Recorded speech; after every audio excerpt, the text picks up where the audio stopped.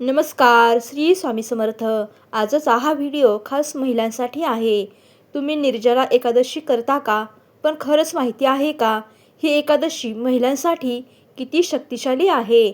आज मी तुम्हाला सांगणार आहे, निर्जला एकादशी का करावी आणि याचे चमत्कारी फायदे काय आहेत? निर्जला एकादशी म्हणजे सर्व एकादशीपैकी सर्वात मोठी आणि पुण्यदायी एकादशी मानली जाते. या दिवशी पाणी न पिता उपवास केला जातो. महिलांसाठी या व्रताचे विशेष महत्त्व आहे.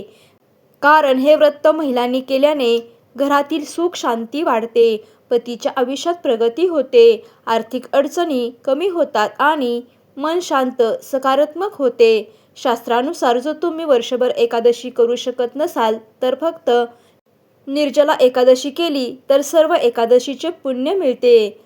जर पूर्ण निर्जला उपवास करणे शक्य नसेल तर तुम्ही फलाहार करून सुद्धा हे व्रत करू शकता.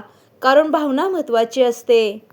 तर ही निर्जला एकादशी कशी करावी हा प्रत्येक महिलांना प्रश्न पडलेला असतो. आज मी तुम्हाला अगदी सोप्या भाषेत संपूर्ण पद्धत सांगणार आहे.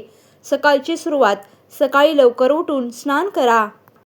स्वच्छ कपडे घाला आणि आपल्या देवघरामध्ये भगवान विष्णूची मूर्ती असेल, फोटो असेल तर त्याच्यापुढे आपल्याला दिवा, अगरबत्ती, धूप लावून घ्यायचा आहे आणि भगवान विष्णूची पूजा करून घ्यायची आहे. आणि त्यानंतर आपल्याला संकल्प करायचा आहे. आपल्या हातात पाणी घेऊन संकल्प करा, मी आज निर्जला एकादशी व्रत करत आहे. माझ्याकडून ही सेवा निर्विघ्नपणे पार पडो ही तुमच्या चरणी प्रार्थना. माझ्या घरामध्ये सुख समृद्धी यावी, घरातील अडचणी कमी होऊन घरामध्ये सुख शांती यावी, सकारात्मकता यावी असे आपल्याला भगवान विष्णूंना प्रार्थना करायची आहे. निर्जला एकादशी म्हणजे पाणी न पिता हा उपवास करायचा आहे. शक्य असेल तर पाणी पिऊ नका, पण जर तुम्हाला शक्य नसेल तर तुम्ही फलाहार करू शकता. त्यानंतर आपल्याला भगवान विष्णूंचा ओम नमो भगवते वासुदेवाय, ओम नमो भगवते वासुदेवाय हा मंत्रजप 21 वेळा किंवा 108 वेळा म्हणायचा आहे. निर्जला एकादशी हा अत्यंत पवित्र दिवस मानला जातो. या दिवशी भगवान विष्णूंना तुळशी अर्पण केल्याने विशेष पुण्य मिळतं. भगवान विष्णूंना तुळशी अर्पण करण्याची योग्य पद्धत आहे. तुळशी तोडताना काही नियमसुद्धा आहेत.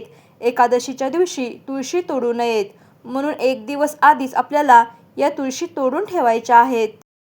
या तुळशी तोडताना ओम तुलसे नमः हा मंत्र म्हणायचा आहे. स्वच्छ आणि निरोगी पाणी घ्या. निर्जला एकादशीच्या दिवशी भगवान विष्णूंना तुळशी अर्पण करण्यासाठी या दिवशी आपल्याला सकाळी लवकर उठायचं आहे.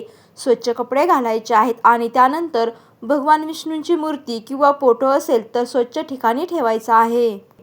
भगवान विष्णूंच्या समोर आपल्याला दिवा, अगरबत्ती लावून घ्यायची आहे आणि त्यानंतर आपल्याला तुळशी अर्पण करायच्या आहेत. परंतु या तुळशी अर्पण करताना आपल्याला प्रत्येक तुळशी पान अर्पण करताना ओम नमो भगवते वासुदेवाय नमः, ओम नमो भगवते वासुदेवाय नमः हा मंत्र 11, 21 किंवा 108 वेळा पाने अर्पण करताना म्हणायचा आहे.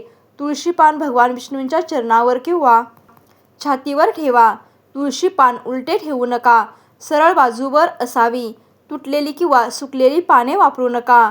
मन शांत ठेवून श्रद्धेने अर्पण करा. त्यानंतर आपल्याला भगवान विष्णूंना प्रार्थना करायची आहे. हे विष्णू भगवान, माझ्या व्रत पूजेचा स्वीकार करा आणि कृपा करा अशी प्रार्थना करा. शक्य असल्यास विष्णू मंत्र, विष्णू सहस्त्रनाम किंवा गीता पाठ करा. सर्वात महत्त्वाची गोष्ट म्हणजे निर्जला एकादशीला पाणीही न घेता व्रत केल्याने अधिक पुण्य मिळते. पण आरोग्य लक्षात घेऊनच आपल्याला हे व्रत करायचं आहे.